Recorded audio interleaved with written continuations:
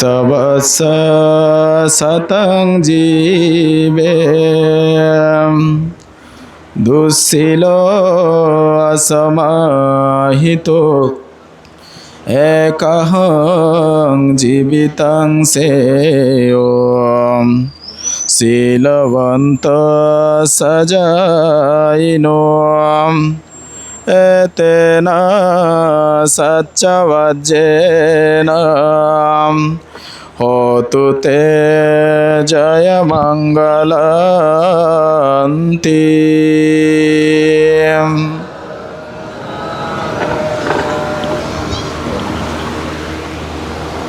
আজকে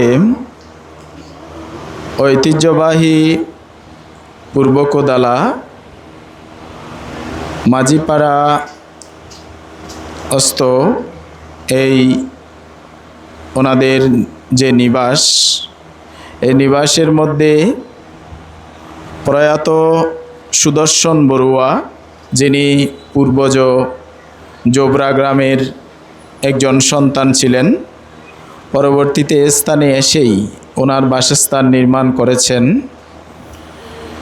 সেই বাসস্থানের মধ্যেই গত 1 বৎসর কাল পূর্বে আমাদের কাছ থেকে প্রয়াত হয়েছেন সেই সুদর্শন বড়ুয়াকে পুণ্যদান করার জন্য ওনার পুত্র, পুত্রবধূ, কন্যা, জামাতা সকলের সম্মিলিত আয়োজনে যে সঙ্গদান অষ্ট পরিষ্কার দান অনুষ্ঠান, এহেন পুণ্যময় অনুষ্ঠানে উপস্থিত সঙ্গ প্রধান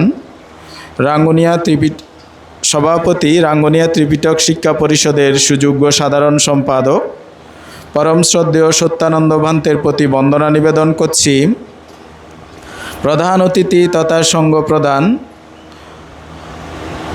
সংঘরক্ষিত বিহার চট্টগ্রামের প্রতিষ্ঠাতা অধ্যক্ষ পরম শ্রদ্ধেয় শান্তরক্ষিত ভান্তের প্রতি বন্দনা নিবেদন করছি। উপস্থিত অত্র মাঝিপাড়া বিহারের অধ্যক্ষ পরম শ্রদ্ধেয় চন্দ্রবংশ ভান্তের প্রতি বন্দনা নিবেদন করছি। উত্তমানন্দ ভান্তের প্রতি বন্দনা নিবেদন করছি। নানা পুণ্যতীর্থ বুদ্ধ বিহার থেকে আগত মাননীয় মহান সঙ্ঘের প্রতি অবনত মস্তকে বন্দনা জ্ঞাপন করছি। দায়ক দায়িকা, উপাসক উপাসিকা এবং অত্র পরিবারের জ্ঞাতি পরিজন আপনাদের সকলকে জানাচ্ছি মৈত্রীময় শুভাশিস।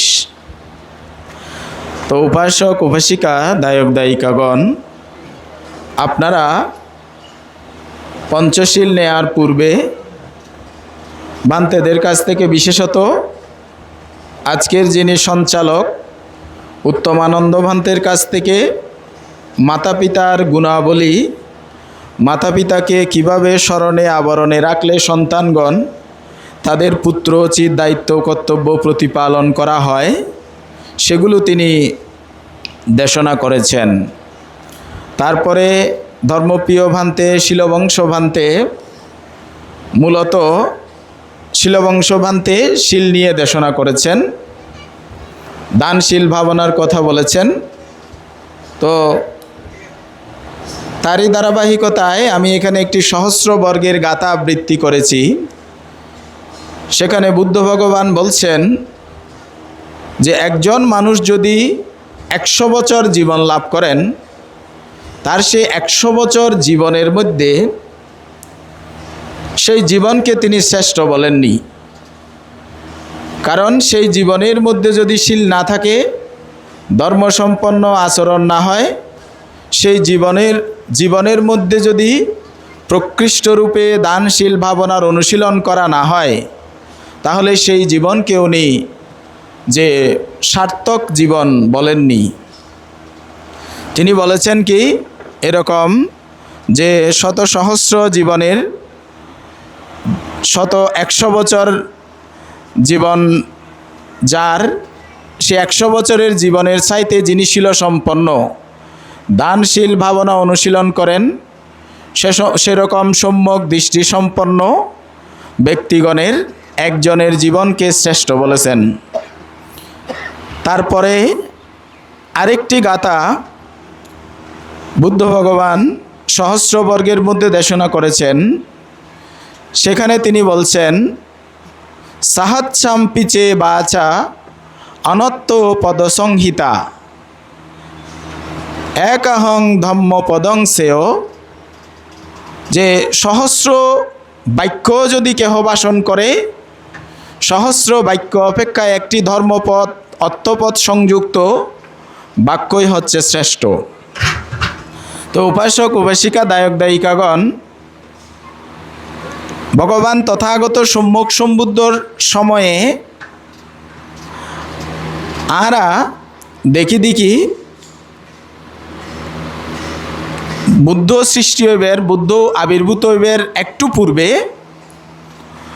একজন ব্যক্তি, ওনার নাম আছিল বাহিও। এই বাহিও একবার বাণিজ্য উপলক্ষে দূরদেশত গমন করতে যায়। দেখা যাক দেখি মাছ পছন্দ মধ্যে প্রবল ঝড়ে বাহিওর নৌকা ভাঙি যায়, জাহাজ বা লঞ্চ ইবে ভাঙি জাহাজ ডুবি ওই বেয়া কোন মারা যায়। এই বাহিও একখান গাছর ভাঙা, জাহাজর ভাঙা অংশ ধরি বাইতে বাইতে এন একখান দ্বীপত মধ্যে যায়নি উঠি গই, জেড়ে ও যাতে গাছ ধরি বাই যার ওর বস্ত্র শার্ট প্যান্ট সমস্ত কিছু পানির মধ্যে বাই গিয়ে গুই ও উলঙ্গ সেই দ্বীপত মধ্যে যে ক্ষণবতে আশ্রয় লইনে জীবন বাঁচাইতে বাধ্যই। তো গাছরে আশ্রয় করি, গাছর টুররে আশ্রয় করি জীবন বাঁচাই বলি তার নাম আছিল দারুচিরিয়। তো এই বাহিও দারুচিরিয় যখন সেই দ্বীপত মধ্যে উৎপন্ন বা আসছি, তখন মানসি হত দিবে তো একবারে শোনায় যে তিবেই প্রকৃত অরহত। মানসি একেবারে ভক্তি বরি ইবারে এনভাবে শ্রদ্ধা করে সম্মান নিবেদন করের, ইবে মানসুর পুজো সম্মান প্রত্যুত্থান পায়নি, ইবে মনে করতে আই মনে হয় অরহত, আত্মন উদ্দি জগত অন্য হন অরহত নাই। এইভাবে ইবে বছরের পর বছর মানসুর সম্মান শ্রদ্ধা পূজা লাভ করি ইবে জীবন অতিবাহিত করেন। তো এই ইবের অতীত জীবনের সহচর 5জন সন্ন্যাসী আছিল, ভিক্ষু আছিল, যারা একসময় এক অঙ্গে ধ্যান করছে। তাদের মধ্যে কেউ কেউ অরহত কেউ কেউ ব্রহ্মলোকত গিয়ে এবং বাহিও দারুচিরিয় আছিল আসিদে মনুষ্য লোকত। তো বাহিও দারুচিরিয়র প্রতি ওই ব্রহ্মলোকর ব্রহ্মা তার পূর্বতন বন্ধু ওনার খুব করুণা উৎপন্ন যেতে জগতত মধ্যে বুদ্ধ উৎপন্ন বলি জানি। একদিন স্বপ্নযোগে বাহিও দারুচিরিয়রে দেখাতে হদে হে বাহিও, তুই হদে নিজরে যে অরহত বলি ভাব, জগতত মধ্যে হদে তুই হদে অরহত বালতি অরহতর মার্গ নচিন। তো হদে জগতত প্রকৃত অরহত উৎপন্ন বুদ্ধ উৎপন্ন তুই হদে যায়নি বুদ্ধর শরণ গ্রহণ কর। পূর্বজন্মের সংস্কারের প্রভাবে এই বাহিও দারুচিরিয় যখন বুদ্ধ শব্দ শ্রবণ করছি, একেবারে রোমাঞ্চে প্রীতিতে এইবার শরীরের যে লমিন ব্যাগ হার হয় গই। এই বুদ্ধর প্রতি প্রবল শ্রদ্ধা, বুদ্ধ শব্দ শ্রবণ গরণের অঙ্গ অঙ্গিবেতে যখন উৎপন্ন এক রাইতে হত দিবে এই ব্রহ্মার প্রভাবে 120 যোজন পথ অতিক্রম করি পরদিন সকালবেলা বুদ্ধ যখন পিণ্ডচারণ করিবেলা ফারাত গিয়ে সেই সময় শ্রাবস্তীর জ্যাতবনতায়নে উপস্থিত হওয়ার পরে হদে বানতে অলতুন শ্রমণ অলতুন বিহার সেবক অলতুন প্রচার করে দে হদে জগতত বলে বুদ্ধ উৎপন্ন বুদ্ধ হরে হদে বুদ্ধ তো এখন পিণ্ডচারণত গিয়ে। তো এই পিণ্ডচারণত সনফাল দি গিয়ে তো সেবক হলে শ্রমণ হলে হদে বুদ্ধর যে পিণ্ডচারণত গিয়ে ধরেন হইদে কি ফুকফারা হদে এই ফুকফারা কিন্তু হদে এখন যায় না লাভ হইতো না, কারণ বুদ্ধ পিণ্ডচারণ করতে সৎ শনিকিয়ার হতানো হয়, শনিকিয়ার ধর্ম দেশনা নগরে এনকি শনিকিয়া কুশলাদি বিনিময় করলি এনরও উত্তর নদে হদে না। তারপরে হদে না বুদ্ধ সন্ধি গিয়ে আর এখন হদে বুদ্ধর কাছে যাইম। তো এই সেবক হলে যখন দেখাই দিয়ে তো ওই বাহিও দারুচিরিয় বুদ্ধ যে জেড়ে গিয়ে পিণ্ডচারণ করের এড়ে যায়নি বুদ্ধরে একেবারে ভক্তি পরে ষষ্ঠাঙ্গ প্রণতি নিবেদন করছি। প্রণতি নিবেদন করানোর পরে বুদ্ধ ভগবানের প্রার্থনা করে দে বান্তে ভগবান আমাকে ধর্ম দেশনা করুন। বুদ্ধ হদে বাহিও এখন ধর্ম দেশনা করার সময় নয়। তারপরেও আবার কিছুক্ষণ পরে বুদ্ধ ভগবানের আবার প্রার্থনা করে, বান্তে ভগবান আমাকে ধর্ম দেশনা করুন। আবার বুদ্ধ ভগবান খোদে বাহিও এখন ধর্ম দেশনা করার সময় নয়। তৃতীয়বার যখন আবারও বাহিও দারুচিরিও বুদ্ধরে প্রার্থনা করে, বান্তে ভগবান আর ধর্ম দেশনা করন, তখন বুদ্ধ ভগবান দিব্য চক্ষু এবং পরচিত্ত বিজানন জ্ঞানে সাথ দেখি এ বাহিও দারুচিরিও অল্পক্ষণ পরেই মারা যাইব। তো সুতরাং বুদ্ধ ভগবান উগ্রমাত্র গাতা এই বাহিও দারুচিরিয়রে দেশনা করছি।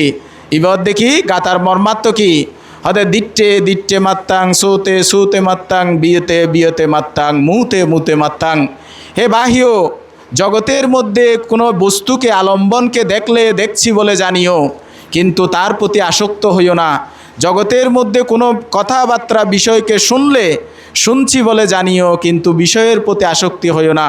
কোনো বিষয় যদি তোমার বিজ্ঞাত বা জ্ঞানে উৎপন্ন হয় সেটাকে ভাবছ বলে জানিও, সেটার প্রতি আসক্তি হইও না। এইভাবে একটিমাত্র গাথা আবৃত্তি করার পরে এই ধর্মদেশনা শ্রবণ করার সাথে সাথে বাহিও দারুচিরিও অনাগামী ফলে প্রতিষ্ঠিত হলেন। তো প্রতিষ্ঠিত হওয়ার পরে বুদ্ধ ভগবানের হদে কি হদে বান্তে ভগবান আপনি আমাকে দীক্ষা দেন, আমি এখন ভিক্ষু হব, উপসম্পদা গ্রহণ করব। বুদ্ধ ভগবান আবারও দিব্য জ্ঞানে দেখলেন তার জন্ম জন্মান্তরের অষ্ট উপকরণ দানের ফল আছে কিনা, অষ্ট পরিষ্কার দানের ফল আছে কিনা। কোনো অষ্ট পরিষ্কার দানের ফল দেখতে না পেয়ে তিনি বলছেন বাহিও তুমি অষ্ট পরিষ্কার সংগ্রহ করে নিয়ে আসো। হদে তুমি অষ্ট পরিষ্কার সংগ্রহ করে নিয়ে আসো। সে বাহিও দারুচিরি অষ্ট পরিষ্কার সংগ্রহ করার জন্য এত বেশি তন্ময় হয়ে একাগ্র হয়ে হাঁটছেন। হাঁটতে হাঁটতে দেখা গেল কি একটি সদ্য প্রসূত গাভী, সেই গাভীর বাছুরটা যখন যেদিকে হাঁটছিলেন বাহিও দারুচিরিও তার পাশে পাশে হেঁটে হেঁটে যাচ্ছে। তাকে দেখে সেই গাভীর বাছুরটা ভয় পেয়ে দৌড়াতে লাগলো। গাভীটা মনে করলো তার সেই বাছুরকে সে নিয়ে যাবে। সেই গাভীটা দৌড়ে সেই বাহিও দারুচিরিওকে এমনভাবে আঘাত করলো, সে কিন্তু সাথে সাথেই তার শিংয়ের আঘাতে প্রাণ ত্যাগ করতে বাধ্য হলো। প্রাণ ত্যাগ করার পরে বুদ্ধ ভগবান যে বিকালবেলা ভিক্ষু সঙ্গ শ্রাবক সঙ্গ তাদেরকে নির্দেশ দিলেন, হে ভিক্ষুগণ, হে দায়ক দায়িকা উপাসক উপাসিকাগণ, আপনারা বাহিও দারুচিরিওকে যথাযথ মর্যাদায় দাহ করুন এবং দাহ করার পরে তার চিতার স্থলে একটা চৈত্য নির্মাণ করুন। সাধারণ মানুষের মধ্যে তখন প্রবল কানাঘুষা শুরু হলো। একজন মানুষ যে আগন্তুক, বুদ্ধ ভগবান তাকে এইমাত্র একবার ধর্ম দেশনা করেছেন, আমরাও তাকে চিনি না, তাকে এত মর্যাদা সহকারে দাহ করার দরকারটা কি? এইভাবে যখন কানাঘুষা চলতে লাগলো, বুদ্ধ ভগবান তখন ধর্মসভার মধ্যে ভিক্ষু সঙ্গ উপাসক উপাসিকা দায়ক দায়িকাদেরকে ডেকে তাদেরকে বলল, হে ভিক্ষুগণ, যে হে দায়ক দায়িকা উপাসক উপাসিকাগণ, আপনারা কি জানেন সে বাহিও দারুচিরিওকে? বাহিও দারুচিরিয়ের অতীত জীবনের যে ধ্যানকতা পারমিকতা বলে এই জন্মের মধ্যে উনি যে বুদ্ধের একমাত্র বাক্য শ্রবণ করে উনি যে অনাগামিত্ব সহ যে অরহত্ব হওয়ার যে হেতু তার মধ্যে উৎপন্ন হয়েছে সেটি দেশনা করে কিন্তু সেই দায়কদের সম্যক দৃষ্টি উৎপাদন করেছিলেন। তো উপাসক উপাসিকা দায়ক দায়িকা বৃন্দ, এখানে আমাদের জ্যোতিষবাবু উনি শুরুতেই বলেছেন যে আমরা যখন ধর্ম দেশনা করব আমরা যেন ধর্মকথার ফল সম্পর্কে বলি, আমরা যেন অষ্টপরিষ্কার দানের ফল সম্পর্কে বলি। এই গাথার এই কাহিনীটা বলার উদ্দেশ্য হচ্ছে দুটি ফল কিন্তু এখানে ব্যাখ্যাত হয়েছে। প্রথমত হচ্ছে ধর্ম শ্রবণ করার ফল। আপনি যখন ধর্ম শ্রবণ করবেন আপনার কি কি ফল হবে? অঙ্গুত্তর নিকায় ষষ্ঠক নিপাতে ধর্মশ্রবণ সূত্র নামে সূত্রের মধ্যে বলছেন, হে দায়ক দায়িকা উপাসক উপাসিকা, কেহ যদি ধর্ম শ্রবণ করে তাহলে তিনি 5টি ফল লাভ করেন। সে 5টি ফল কি কি? অশ্রুত বিষয় শ্রবণ করেন। পূর্বে আপনি যে কথাগুলো শুনেননি ধর্মের, সেই কথাগুলো শ্রবণ করবেন। বলে যে কি ভুলভাবে শোনা বিষয় পরিশুদ্ধ হয়, যে আপনি আগে শুনেছেন কিন্তু না শোনার কারণে ভাষা না বুঝার কারণে ধর্মের একটি বিষয়ে আপনার ভুল ধারণা ছিল, সেটা পরিশুদ্ধ হয়। তারপর বলেছেন কি, চিত্ত ঋজু হয়। আপনার যে চিত্ত জগৎ ধর্ম শ্রবণ করার সাথে সাথে সেটা পরিশুদ্ধ হয়। তারপর বলেছেন কি, যে ইহজন্মে কুশল সংস্কার সৃষ্টি হয়। এবং সর্বশেষ বলেছেন কি, জন্ম জন্মান্তরে সুগতিতে যাওয়ার সংস্কার উৎপন্ন হয়। তাহলে এই বাহ্য দারুচিরীয় একটিমাত্র বুদ্ধের ধর্মকথা, ধর্ম বাক্য শ্রবণ করে তিনি কি করেছেন, জন্ম জন্মান্তরের যে ওনার যে পারমি সেটাকে জাগরিত করে এই জন্মে কিন্তু তিনি বিমুক্তির যেই রাস্তায় অগ্রসর হতে যে সক্ষম হয়েছিলেন। আমরাও যেন বুদ্ধের ধর্ম শ্রবণ করার সময় আমরা সেরকম শ্রদ্ধা ভরে একাগ্রতা ভরে শ্রবণ করি। আমরা যেন এইভাবে চিন্তা না করি, আমি তো প্রতিদিন সঙ্গদানে যাই, ধর্ম দেশনা শ্রবণ করি, আমি তো প্রতিদিন ভিক্ষুদের দেশনা শুনি, ওনারা আবার নতুন কি বলবে, এটা যেন আমাদের মনের মধ্যে উৎপন্ন না হয়। আপনি পূর্বে বারংবার শুনেছেন, সেটাও যদি নতুন করে শুনেন তাহলেও আপনার পুণ্য উৎপন্ন হবে। আর দ্বিতীয়টা হচ্ছে কি, অষ্ট উপকরণ দানের ফল না থাকলে কি হয়, আমরা বৌদ্ধ দর্শনে দেখি অষ্ট পরিষ্কার দানের ফল না থাকার কারণে আমাদের যে সিদ্ধার্থ গৌতমের একমাত্র পুত্র, বোধিসত্ত্ব বুদ্ধাঙ্কুরের একমাত্র পুত্র সেই রাহুলকে কিন্তু উনি এই ভিক্ষু উপসম্পদা দান করেননি। আপনারা জানেন যে সামান্তা প্রসাদিকা বিনয় পিটকের অর্থকথা, এখানে বলা হয়েছে আষ্টপ্রকার উপসম্পদা। আষ্টপ্রকার উপসম্পদার মধ্যে একমাত্র উপসম্পদা যেটি বুদ্ধ নিজ হস্তে প্রদান করেন সেটি হচ্ছে এহি ভিক্ষু উপসম্পদা। এই এহি ভিক্ষু উপসম্পদা লাভ করতে হলে আপনার একমাত্র ফল থাকতে হবে অষ্টপরিষ্কার। এই অষ্টপরিষ্কার দানের ফল না থাকলে সমগ্র পৃথিবীও যদি আপনি দান করে ফেলেন তাহলেও কিন্তু বুদ্ধের হাতে এহি ভিক্ষু উপসম্পদা লাভ করতে পারবেন না। যেমন বোধিসত্ত্বের পুত্র রাহুল হওয়া কিন্তু সহজ নয়। আমাদের মতো পৃথকজন কত জন্ম, কত হাজার জন্ম, কত লক্ষ জন্ম পারমি পূরণ করে বোধিসত্ত্বের সান্নিধ্য ভাবও তার কোনো ইয়াত্তা নেই। কিন্তু যিনি স্বয়ং বোধিসত্ত্বের পুত্র হয়েছিলেন সেই রাহুল কিন্তু এই ভিক্ষু উপসম্পদা লাভ করতে পারেননি। অষ্টপরিষ্কার না থাকার দানের ফল না থাকার কারণে মতান্তরে অষ্টপরিষ্কার দানের ফল দান করে প্রার্থনা না থাক, এই ভিক্ষু উপসম্পদা প্রার্থনা না থাকার কারণে। যেমন আবার পক্ষান্তরে আপনারা শ্রবণ করেছেন যে অঙ্গুলিমাল দস্যুর মতো একজন যে হাজার হাজার মানুষ হত্যাকারী সেই ব্যক্তিও এই ভিক্ষু উপসম্পদা লাভ করে পরিত্রাণ প্রাপ্ত হয়েছিলেন অষ্টপরিষ্কার দানের দ্বারা। সেই জন্য বলা হচ্ছে অষ্টপরিষ্কার হচ্ছে দুই ধারে তলোয়ারের মতো। এটি একদিকে আপনাকে ভোগ সম্পদ দান করবে, অন্যদিকে আপনাকে পারমার্থিক সম্পদ বা যে নির্বাণ সম্পদে যাওয়ার যে মূল রাস্তা কিংবা যে ওই বুদ্ধের খাতে এই ভিক্ষু উপসম্পদা লাভ করার হেতু উৎপন্ন করাবে এই একমাত্র অষ্টপরিষ্কার। তাহলে উপাসক উপাসিকা দায়ক দায়িকা বৃন্দ, আমরা যাই করি না কেন আমাদের সবচেয়ে বেশি যেটা থাকা চাই সেটি হচ্ছে শ্রদ্ধা। এই শ্রদ্ধা কীরকম? শ্রদ্ধা হচ্ছে আমাদের চিত্তের একাগ্রতা। উপমা দেয়া যায়, যেমন আপনারা কোনো পুকুর দেখেছেন, সারা পুকুরের মধ্যে ফেনা থাকে, সেই পুকুরের মধ্যে যদি আপনি মুখ ধুবন করতে যান, মুখ ধৌত করতে যান, অথবা আপনি কি করতে যান, আপনি কলসি নিয়ে জল আনতে যান, তাহলে আপনাকে প্রথমে ফেনাটুকু পরিষ্কার করতে হয়। সারা পুকুরের ফেনা পরিষ্কার করা আপনার দ্বারা সম্ভব হবে না। তাহলে আপনি কি করবেন? অল্পটুকু ঘাটের কাছে অল্প ফেনা পরিষ্কার করে আপনি স্নান করবেন, মুখ ধৌত করবেন, জল নিয়ে চলে আসবেন। দেখবেন অল্প কিছুক্ষণ পরে আবার যখন সেই ঘাটে যাবেন সেই ফেনাগুলো আগের জায়গায় এসে গেছে, আপনার পরিষ্কার জলটুকু পরিষ্কার পানিটুকু আর নেই। তো আমাদের চিত্ত জগতেও শ্রদ্ধা এরকম কাজ করে। আমাদের চিত্ত জগতের মধ্যে লোভ সংস্কার, দেশ সংস্কার, মোহ সংস্কার এগুলো সবসময় গিজ গিজ করতে থাকে। ফেনার মতো আমাদের চিত্ত জগতের সমস্ত কুশল কর্ম, কুশল পারমিতা এগুলোকে ঢেকে রাখে। আপনার চিত্ত যখন শ্রদ্ধা উৎপন্ন হয়, সেই শ্রদ্ধা হাত দিয়ে যেমন আপনি ফেনা পরিষ্কার করে পুকুরের জল ব্যবহার করেন, স্নান করেন, যথা অভিরুচি এই জলকে ব্যবহার করতে পারেন। শ্রদ্ধারূপ হস্ত যখন আপনার মনের মধ্যে উৎপন্ন হয়, প্রবল হয়, তখন তার মধ্যে লোভও থাকে না, দেশও থাকে না, মোহও থাকে না। সাময়িকভাবে সেগুলো নিরুদ্ধ হয় এবং সেগুলো যত নিরুদ্ধ হবে তত শ্রদ্ধা বৃদ্ধি পাবে। শ্রদ্ধা যত বৃদ্ধি পাবে এগুলো তত বেশি কমে যাবে। আপনার চিত্ত জগতে যত বেশি শ্রদ্ধার ভাব থাকবে এগুলো যখন নিরুদ্ধ হবে সেই দানটাই হবে শ্রেষ্ঠ।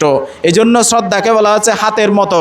যেমন আমার দুটি হাত যদি না থাকে, আপনি আমাকে 5 তারা হোটেলের 5 স্টার হোটেলের সমস্ত মুরগির মাংস, ছাগলের মাংস, চিংড়ি মাছ সবগুলো এনে যদি বলেন বানতে আপনি ভক্ষণ করুন, আপনি খান, কিন্তু আমার দুটো হাত নেই, আমি যেমন খেতে পারবো না, তদ্রূপভাবে আপনি যে বছরের পর বছর, দিনের পর দিন আপনি যতই শ্রদ্ধা সহকারে, আপনি যতই দান ও কর্ম সম্পন্ন করুন, বিহারে অবস্থান করুন, আপনি যতই যে ধর্ম সবাই যান, কিন্তু আপনার চিত্ত জগতে যদি শ্রদ্ধা উৎপন্ন না হয় তাহলে কিন্তু সেই ধর্ম আপনার চিত্ত জগতে রেখাপাত করতে পারবে না। এজন্য সমস্ত পুণ্যকর্মের আদি কিংবা সমস্ত পুণ্যকর্মের একমাত্র অনুষঙ্গ হচ্ছে শ্রদ্ধা। সেই জন্য বুদ্ধ ভগবান বলেছেন কি, শ্রদ্ধায় তারাতি ঔগাং। তাহলে এই শ্রদ্ধা আমাদেরকে কি করে? এই শ্রদ্ধা আমাদের পুণ্যকর্মকে বলবতী করে। পুণ্যকর্মকে কি করে? পুণ্যকর্মকে যে মহৎ যে অপ্রমেয় পুণ্য সম্পদ বৃদ্ধি করে। যেমন আমরা যখন শ্রীলঙ্কা গিয়েছিলাম, আমরা ডাল্প নামক একটা জায়গায় গিয়েছি। সেই ডাল্প দ্বীপের মধ্যে এমন একটা বটবৃক্ষ রয়েছে, সেই বটবৃক্ষ প্রায় তার যে বিস্তৃতি প্রায় আধাখানির মতো হবে, এরকম এত বিরাট গাছ। তো এই এত বিরাট যে গাছ, এই গাছটা যে বীজ থেকে উৎপন্ন হয় সেই বীজটা দেখেছেন আপনারা? সেই বীজটা খালি চোখে দেখা যাবে না। সেই বীজটাকে, বটবৃক্ষের বীজকে যদি আপনি দেখতে চান তাহলে আপনাকে ম্যাগনিফাইং গ্লাস লাগবে। এরকম একটা ছোট বীজ, এরকম একটা ছোট বীজ থেকে একেবারে মহিরুহ সম যে একটা বৃক্ষ যেইভাবে ডালপালা বিস্তার করে, যেইভাবে সেই গাছটা যে ডালপালা বিস্তার করে প্রায় আধা কিলোমিটার জায়গা জুড়ে অবস্থান করছে, আপনি সেই গাছের আগা কোথায়, সেই গাছের গোড়া কোনটা সেটা ধরতে পারবেন না। শুধু ধরতে পারবেন অসংখ্য ডাল সে নিচের দিকে বিস্তার করে তার অস্তিত্বকে জানান দিচ্ছে। বুদ্ধ ভগবানও অঙ্গুত্তর নিকায় ষষ্ঠক নিপাতের মধ্যে বলছেন, যারা দাতা তাদের দান করার জন্য তাদের চিত্ত জগতে 3টি বিষয় যে জাগরুক থাকা চাই। যে দান ও কর্মের 6টি অঙ্গের কথা বলেছেন, 3টি অঙ্গ হচ্ছে যারা গ্রহীতা তাদের, যেমন ভিক্ষু সঙ্গ, ভিক্ষু সঙ্গের মধ্যে 3টি অঙ্গ পরিপূর্ণ থাকতে হবে। সেই 3টি হচ্ছে লোভ দেশ মোহহীন হতে হবে, অথবা লোভ দেশ মোহহীন হওয়ার সাধনায় নিজের জীবনকে নিয়োজিত রাখতে হবে। এই ভিক্ষু সঙ্গ, বুদ্ধ প্রশংসিত ভিক্ষু সঙ্গ, যে আমাদের এই যে লোভ দেশ মোহহীন না হলেও লোভ দেশ মোহহীন হওয়ার সাধনায় নিজেদেরকে নিয়োজিত রেখেছেন। সেই জন্য যারা গ্রহীতা তাদের ত্রিঅঙ্গ পরিপূর্ণ বলে আমরা ধারণা করি। এইবার আপনারা যারা দাতা, আপনাদের চিত্ত জগতের 3টি অবস্থা, পূর্ব চেতনায়ও যেমন শ্রদ্ধা থাকে, মুঞ্চন চেতনায়ও যেন শ্রদ্ধা থাকে, অপর চেতনায়ও যেন শ্রদ্ধা থাকে। এই ত্রিচেতনা সম্প্রযুক্ত দানকে বলেছেন সেই বটবৃক্ষ যেমন বীজ যেমন চোখে দেখা না গেলেও একবার যদি বংশ বিস্তার করার সুযোগ পায় 1 কিলোমিটার 10 কিলোমিটার পর্যন্ত সে যেমন তার ঢালপালা তার জীবনকে বিস্তার করতে পারে, তদ্রূপভাবে শ্রদ্ধায় প্রদত্ত দান এরকম মহিরুক আকার ধারণ করতে পারে। সেজন্য পালিগাতায় বুদ্ধ ভগবান এটা বলেছেন কি, পুব্বে দানা সুমানো দাদাং চিত্তাং প্রসাদয়ে দাত্ত্বা আত্মমানহুতি এসা ইয়স্য সম্পদা। যারা দান করার পূর্বে, দান করার সময়ে, দান করার পরে তাদের চিত্ত জগতে প্রগাঢ় শ্রদ্ধা উৎপন্ন করে দান করেন, সেই দানের ফল সেরকম অপ্রমেয় অসীম মহৎ মহান হয়। তো আমাদের এই পরিবারের বিশেষত পুত্রবধূ সোমা বড়ুয়া এবং তার স্বামী এবং তাদের আরেকজন পুত্রবধূ সহ কন্যা এবং জামাতা যারা রয়েছেন, তাদের এই দান, শ্রদ্ধা প্রদত্ত দান যেন অসীম অপ্রমেয় মহৎ মহান দান রূপে যে আপনাদেরকে ফল প্রদান করে। প্রয়াত উপাসক সুদর্শন বাবু সহ ইহজন্মের আপনাদের আমাদের জন্ম জন্মান্তরের জ্ঞাতিগণ যেন যারা প্রয়াত হয়েছেন তারা যদি পুণ্য প্রাপ্ত হবার স্থানে থাকে, পুণ্য প্রাপ্ত হয়ে ঊর্ধ্ব থেকে ঊর্ধ্বলোকে গমন করুক, আপনাদের জীবনও সুন্দর হোক, এই ধারণা কামনা পুণ্যের কাছে প্রার্থনা করে পরমারাধ্য সঙ্গ প্রদান ভান্তে প্রমুখ মাননীয় মহান সঙ্গের শ্রীচরণে অবনত মস্তকে বন্দনা জানিয়ে আমার ধর্মভাষণ এখানেই পরিসমাপ্তি ঘোষণা করলাম। জগতের সকল প্রাণী সুখী হোক।